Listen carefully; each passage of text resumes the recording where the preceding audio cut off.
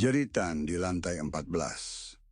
Darah mengalir di lantai koridor apartemen meninggalkan jejak merah yang mengerikan. Arif Pratama berdiri terpaku di pintu apartemennya, napasnya tertahan. Jeritan dari lantai 11 menggema, menembus tembok yang tipis. Baru saja ia menyaksikan dari monitor komputer bagaimana kekacauan melanda RSUP kencana rekaman CCTV yang menunjukkan pasien menyerang staf medis dengan keganasan yang tak terbayangkan. Protokol penahanan tujuh muncul di layar mengindikasikan bahwa situasi telah mencapai titik kritis. Arif menggenggam erat power bank besar di tangannya, sementara pikirannya berputar cepat. Ia telah menghabiskan waktu berjam-jam memantau server kerja dari apartemennya, mencoba memahami apa yang terjadi, mengapa semua ini terjadi. Ketika ia menerima voice note panik dari Rangga yang mengabarkan bahwa Ayu dan staf lainnya terjebak di lantai 8 RSUP Kencana, ketakutan yang menggigit semakin kuat. Jeritan yang datang dari koridor apartemen memaksanya keluar dari zona nyaman yang telah ia ciptakan sejak awal wabah ini. Suaranya gemetar saat ia mendengar langkah-langkah berat mendekat, dan ia tahu bahwa ia harus bertindak. Ibu Herna, tetangganya yang dulunya ramah, telah berubah menjadi ancaman. Tanpa bisa dicegah, ia merasakan rasa bersalah menggerogoti dirinya. Bagaimana bisa sosok yang dulu perhatian dan hangat kini menjadi bahaya yang harus dihadapi? Di dalam apartemennya, Arif mengemasi tas darurat dengan cepat. Ia memasukkan antena portable, senter, tas PTK, serta beberapa bungkus mie instan dan botol air. Jantungnya berdebar kencang saat ia mengambil baseball bat dari sudut ruangan. Ketidakpastian menyelimuti setiap gerakannya, namun ia tahu bahwa rencana darurat harus segera dilaksanakan. Ketika ia membuka pintu apartemen, ia melihat Ibu Herna berdiri di ujung koridor. Kulitnya telah berubah keabu-abuan, mata yang dulu hidup kini kosong dan menatap tanpa tujuan. Arif menahan napas, berusaha menahan rasa takut yang menggelegak di dalam dirinya. Pertarungan batin yang terjadi di dalam dirinya begitu kuat. Apakah ia harus menyerang atau mencoba berbicara, meski tahu bahwa tidak ada lagi jiwa manusia yang tersisa dalam sosok itu. Langkah demi langkah ia mundur perlahan menuju tangga darurat. Jeritan dari koridor semakin keras, menambah ketegangan yang menyelimuti suasana. Arif tahu bahwa tindakan harus segera diambil, bahwa waktu untuk ragu sudah habis. Ketika ia mencapai pintu tangga, ia mendengar suara gesekan yang menyeramkan Ibu Herna mendekat. Dengan tekad berat, Arif mengayunkan bat baseballnya, menghantam pintu tangga agar terbuka. Ia berlari menuruni tangga darurat dengan napas yang terengah-engah, berusaha mengabaikan suara jeritan yang mengejar dari belakang. Selama ini, rasa cemasnya telah menjadi tameng, namun kini ia harus mengubahnya menjadi kewaspadaan yang menyelamatkan. Ketika ia mencapai lantai dasar, Arif menyadari bahwa ini hanyalah permulaan dari perjalanan panjang dan berbahaya. Di luar, dunia telah berubah menjadi mimpi buruk yang tak terbayangkan, dan ia harus menemukan cara untuk bertahan hidup di tengah kekacauan ini. Meskipun rasa bersalah dan kehilangan kemanusiaan menghantui setiap langkahnya, ia tahu bahwa tindakan adalah satu-satunya jalan untuk menyelamatkan orang-orang yang ia sayangi. Dengan tas darurat di punggung dan bat di tangan, Arif melangkah keluar dari gedung apartemen, siap menghadapi apapun yang menunggu di luar sana. Dunia yang dulu dikenal kini telah menjadi tempat yang asing dan berbahaya, namun di dalam dirinya, tekad untuk bertahan hidup dan melindungi orang-orang yang ia cintai semakin kuat. Jalanan membeku darah. Arif melangkah keluar dari gedung apartemen, udara dingin menyambutnya seperti hembusan kematian. Bau darah dan asap menguar, mengingatkannya pada ketegangan yang menggantung di udara. Jalanan market yang biasanya ramai kini berubah menjadi pemandangan suram. Mobil-mobil tertabrak menyumbat jalur. Beberapa terbakar, meninggalkan jejak api yang menggerogoti barang-barang yang pernah berharga. Warga yang terkapar di tanah, tak berdaya, menjadi saksi bisu dari kehancuran yang melanda kota. Dengan hati-hati, Arif menyelinap di antara bayang-bayang, berusaha menghindari gerombolan terinfeksi yang berkeliaran dengan langkah-langkah terhuyung. Ia mengandalkan ketajaman insting dan strategi ruang ketat ala game yang selama ini ia pelajari. Kecemasan yang selama ini menghantuinya kini menjadi instrumen perhitungan. Setiap langkah diperhitungkan dengan cermat, setiap suara dipantau dengan teliti. Dia mengambil antena portabel dari tasnya dan menyambungkannya ke ponsel. Sinyal lemah, namun cukup untuk memantau satu kamera rumah sakit. Layar ponsel menampilkan gambar yang terdistorsi, menunjukkan kekacauan yang terjadi di RSUP Kencana. Arif mengamati dengan seksama, mencari celah dan titik aman untuk bergerak. Sementara itu, suara gesekan logam yang aneh mengusik pendengarannya. Ia mengalihkan pandangan ke arah Skybridge yang menghubungkan gedung-gedung tinggi. Retakan halus terlihat, mengisyaratkan kerusakan struktural yang bisa menjadi ancaman kapan saja. Arif mencatat dalam benaknya, menyadari bahwa setiap detail kecil bisa menjadi perbedaan antara hidup dan mati. Dari kejauhan, ia mendengar suara lantang Rangga melalui voice note. Koordinat diterima, titik pertemuan di perimeter struktur parkir telah disepakati. Arif mempercepat langkahnya, berusaha menghindari konfrontasi langsung dengan terinfeksi yang semakin mendekat. Napasnya tersengal, fokus terasa, dan kecemasan menjadi pendorong untuk terus bergerak. Di gang sempit yang mengarah ke koridor RSUP Kencana, Arif berhenti sejenak, mengatur napas. Ia mengeluarkan power bank besar dari tas daruratnya, memastikan baterai ponsel tetap terisi untuk mengawasi situasi. Setiap detik berharga, dan ketegangan di udara semakin terasa. Langit mulai memerah, menandakan matahari terbenam. Cahaya yang semakin redup menambah kesan suram pada perjalanan ini. Arif melihat kilatan api dari mobil yang terbakar di kejauhan. Kebakaran ini mungkin menjadi penyelamatnya, mengalihkan perhatian terinfeksi untuk sementara. Ketika ia mencapai area parkir, Arif melihat bayangan Rangga yang bergerak cepat menuju titik pertemuan. Mata mereka bertemu dan tanpa kata mereka saling memahami. Ini bukan saatnya untuk bicara panjang lebar. Setiap tindakan harus cepat dan tepat. Setiap keputusan bisa menentukan nasib mereka. Saat mereka bergerak menyusuri koridor menuju RSUP Kencana, suara-suara terinfeksi semakin keras, menambah ketegangan yang menyelimuti. Arif merasa napasnya semakin berat, namun ia tak bisa berhenti sekarang. Kecemasan yang dulu menghambatnya kini menjadi tameng yang melindungi, dan ia harus memanfaatkannya untuk menyelamatkan Ayu dan orang-orang yang ia sayangi. Langkah mereka cepat, gerakan terencana dengan cermat. Setiap retakan pada lantai, setiap suara logam yang mengusik, menjadi alarm bagi mereka untuk berhenti sejenak, memperhitungkan risiko dan memilih langkah selanjutnya dengan bijak. Ketika mereka akhirnya mencapai pintu masuk RSUP Kencana, Arif tahu bahwa perjalanan ini baru saja dimulai. Namun, dengan tekad yang membara dan rasa tanggung jawab yang semakin kuat, ia siap menghadapi bahaya yang menanti di depan. Ketika kecemasan menjadi tameng, Arif dan Rangga bergerak dengan cepat menyeberangi Skybridge yang menghubungkan struktur parkir ke RSUP Kencana.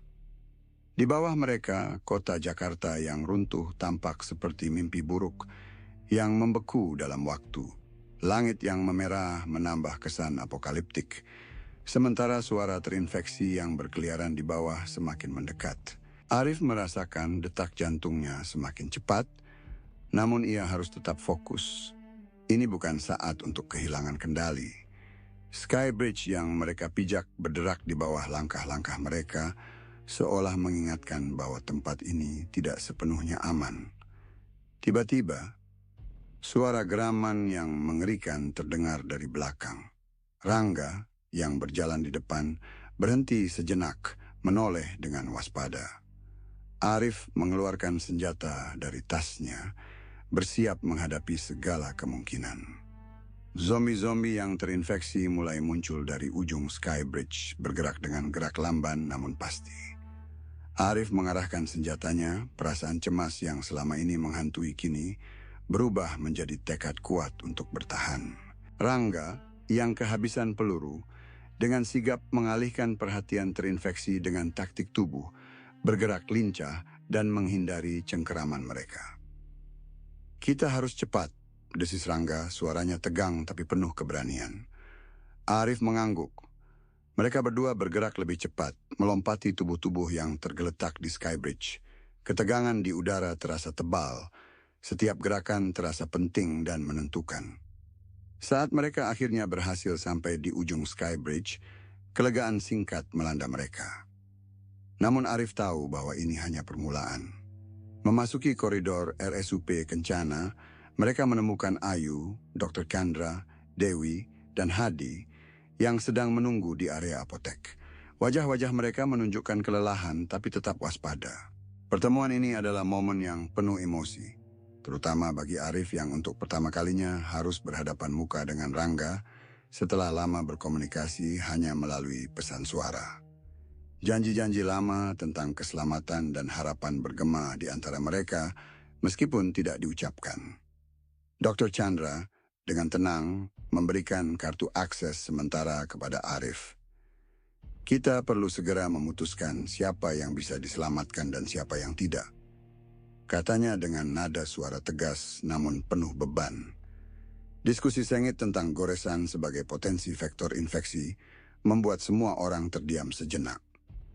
Keputusan sulit harus dibuat, dan Arif merasakan tanggung jawabnya semakin berat di pundaknya. Ayu yang tetap tenang di tengah kekacauan mulai merapikan persediaan medis bersama Dewi. "Kita akan turun melalui tangga timur laut menuju parkir, lalu melalui terowongan pemeliharaan ke jaringan subway," jelas Ayu. Suaranya lembut namun tegas. Rencana evakuasi ini merupakan harapan terakhir mereka untuk keluar dari situasi yang menyesakkan. Hadi dengan humor sarkastiknya mencoba meredakan ketegangan. "Baiklah, siapa yang mau jadi pemandu wisata kita di terowongan gelap?" katanya sambil mengedipkan mata. Namun di balik candaannya ada ketegangan yang nyata. Semua orang tahu bahwa setiap langkah ke depan membawa risiko yang besar. Saat mereka bersiap untuk bergerak, Arif merasakan ketegangan moral yang menggelayuti. Keputusan-keputusan yang harus diambil tidak hanya tentang keselamatan fisik, tetapi juga tentang etika dan tanggung jawab. Ia mulai menyadari bahwa kecemasan yang selama ini menjadi penghalang kini berfungsi sebagai tameng, melindunginya dan orang-orang yang ia sayangi. Dengan tekad yang mengeras menjadi kepemimpinan yang nyata, Arif memimpin kelompok menuju tangga timur laut. Langkah mereka cepat namun penuh kehati-hatian. Setiap suara dari luar menjadi pengingat bahwa waktu mereka terbatas. Di balik ketegangan ini ada rasa solidaritas yang kuat. Hubungan yang terjalin di tengah krisis yang mengancam. Ketika mereka akhirnya mencapai pintu masuk terowongan pemeliharaan, Arif merasa lega meskipun tahu bahwa perjalanan mereka belum selesai. Masa depan mungkin tidak pasti, tetapi dengan setiap langkah yang diambil, mereka semakin mendekati harapan untuk bertahan. Kecemasan yang dulu menghambatnya kini menjadi alat kewaspadaan yang menyelamatkan, dan ia bertekad untuk menjaga kelompoknya dengan segala cara. Jembatan yang membengkak. Langkah-langkah mereka menggema saat mereka mendekati jembatan penghubung lantai 9 RSUP Kencana. Arif dapat merasakan ketegangan di udara, seperti listrik yang menunggu untuk meledak. Struktur besi berkarat yang memisahkan mereka dari tempat parkir tampak menakutkan. Bergetar setiap kali angin menerpa. Suara logam yang berderit membuat Arif semakin waspada. Ini adalah suara yang telah ia catat sebelumnya, dan sekarang menjadi ancaman nyata. Kelompok kecil mereka berhenti sejenak di depan jembatan, mengevaluasi risiko. Arif memandangi kabel penyangga yang tampak rapuh, dan ia tahu bahwa waktu mereka sangat terbatas. Gerombolan terinfeksi sudah mulai mendekat dari belakang, membuat keputusan darurat menjadi keharusan. Arif menarik napas dalam-dalam, mencoba menenangkan pikirannya yang bergejolak, lalu mengukur jeda antara suara derit yang semakin keras. "Mas Rangga, kita harus bergerak sekarang," katanya dengan suara yang tegas meski ada keraguan. Rangga memandang jembatan dengan skeptis, matanya penuh pertanyaan. Namun saat Arif melihat Ayu dan Hadi bersiap, ia merasakan kepercayaan baru yang membara di dalam dirinya. Mereka sudah terlalu jauh untuk mundur. Dengan langkah cepat, mereka mulai menyeberangi jembatan. Setiap langkah terasa seperti menantang maut, dan Arif bisa merasakan adrenalin mengalir deras melalui tubuhnya. Ketakutan ekstrim bercampur dengan tekad yang kuat mendorong mereka untuk tetap bergerak. Saat mereka mendekati bagian tengah jembatan, suara logam berderit menguat seolah memperingatkan akan bahaya yang mendekat. Tiba-tiba, kabel penyangga jembatan putus, membuat seluruh struktur bergetar hebat. Arif merasakan tanah amblas di bawah kakinya dan dalam sekejap, ia tergantung di udara, hampir jatuh ke jalan di bawah. Panik melanda dirinya, tapi sebelum ketakutan menguasai, Rangga, Ayu, dan Hadi bergerak dengan cepat. Mereka bekerja sama, menarik Arif kembali dengan kekuatan yang tidak terduga, menyelamatkannya dari kehancuran. Di saat itu, Arif merasakan ikatan baru yang terjalin di antara mereka. Kepercayaan yang telah terbentuk melalui krisis ini menjadi lebih kuat daripada sebelumnya. Jembatan akhirnya runtuh ke jalan, menciptakan malapetaka yang membuat gerombolan terinfeksi, terpisah, dan kebingungan. Mereka berdiri di ujung yang aman, napas terengah-engah, namun penuh rasa lega. Arif menatap kelompoknya, merasakan solidaritas yang baru terbentuk. Keberanian Rangga, ketenangan Ayu, dan kekuatan Hadi menyatu menjadi satu kesatuan, membuatnya sadar bahwa mereka bisa bertahan bersama. Ketegangan ekstrim yang baru saja mereka alami menjadi ajang pembuktian bahwa mereka lebih dari sekadar individu yang terpisah. Mereka adalah tim yang saling melindungi. Saat mereka melanjutkan perjalanan menuju terowongan pemeliharaan, Arif merasa bahwa kecemasannya yang dulu membebaninya kini telah berubah menjadi kewaspadaan yang menyelamatkan. Dengan tekad baru dan solidaritas yang kuat, mereka bergerak menuju masa depan yang tidak pasti, dengan harapan untuk membentuk komunitas kecil di bawah kota. Meski ancaman masih mengintai, mereka tahu bahwa bersama-sama mereka memiliki kekuatan untuk bertahan. Terowongan itu gelap dan sempit, hanya diterangi oleh cahaya dari lampu senter yang dibawa Dewi. Arif memimpin di depan, matanya terus memindai setiap sudut, memastikan tidak ada bahaya yang mengintai. Suara langkah kaki mereka bergema di sepanjang dinding beton tua, membuat setiap gerakan terasa lebih menegangkan. Mereka bergerak dengan hati-hati, mengikuti peta mental yang telah Arif susun, berdasarkan informasi dari sistem pemeliharaan. Di setiap persimpangan, Arif berhenti sejenak, memeriksa arah dan memastikan mereka tidak tersesat di labirin bawah tanah ini. Ketegangan terpancar jelas di wajah setiap anggota kelompok, tetapi tekad untuk bertahan hidup lebih kuat dari rasa takut. Rangga berjalan di belakang Arif, menjaga langkahnya tetap cepat dan waspada, sementara Ayu berada di tengah, selalu siap untuk memberikan bantuan medis jika diperlukan. Dr. Chandra, meskipun lelah, tetap berusaha menjaga keseimbangan dan fokusnya, sementara Hadi dan Dewi saling mengawasi, siap menghadapi ancaman yang mungkin muncul. Saat mereka mencapai sebuah junction tua, suara gerombolan terinfeksi mulai terdengar samar dari kejauhan. Arif berhenti, mengangkat tangan sebagai isyarat untuk diam.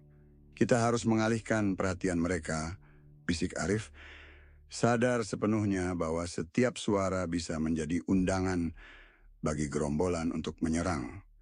Dengan cepat, mereka menyusun rencana. Arif mengumpulkan beberapa benda yang bisa meledak dan mengarahkan Dewi untuk menempatkannya di jalur yang berbeda. "Kita akan membuat suara dari jauh," jelas Arif, dan berharap mereka akan tertarik ke sana.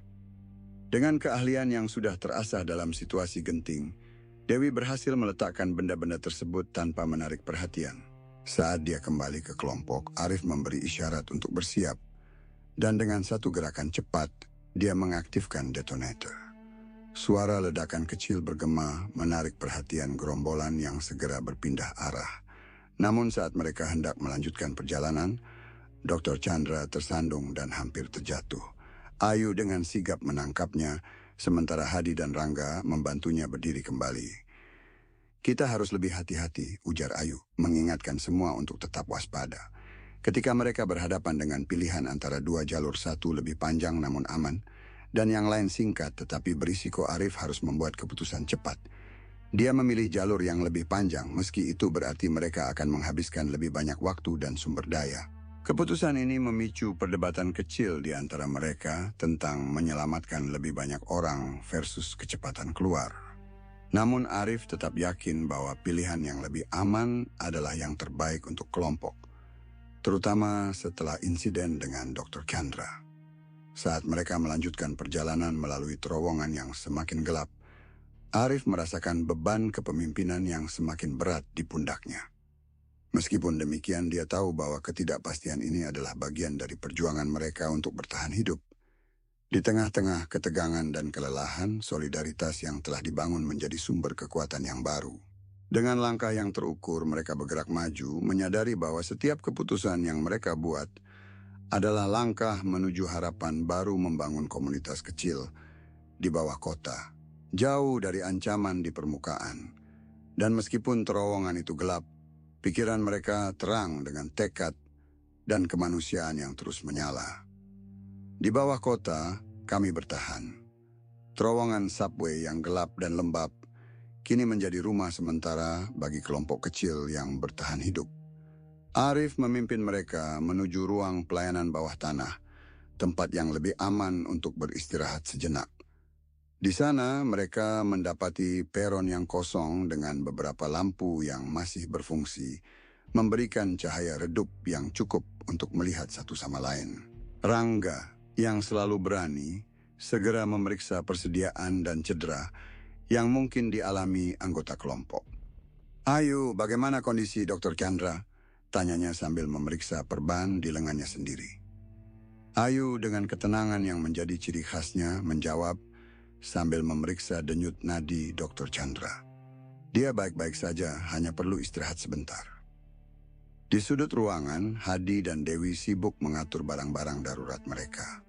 Beras, mie instan, dan beberapa botol air galon yang mereka bawa dari permukaan. Hadi, dengan humor sarkastiknya yang selalu berhasil meredakan ketegangan, berkomentar, "Kalau kita tinggal di sini lebih lama, kita bisa bikin warung kecil." Arif, yang biasanya canggung dalam interaksi sosial, mendengar komentar Hadi dan tersenyum tipis. Ia merasa sedikit lebih ringan, meski kecemasan masih bergelayut di pikirannya. Rangga yang menyadari perubahan pada Arif mendekatinya. "Mas Arif," katanya pelan, "keputusanmu tadi menyelamatkan kita. Kau benar-benar bisa diandalkan." Arif merasa wajahnya memanas karena pujian Rangga. "Aku hanya mencoba melakukan yang terbaik," jawabnya dengan suara yang agak bergetar.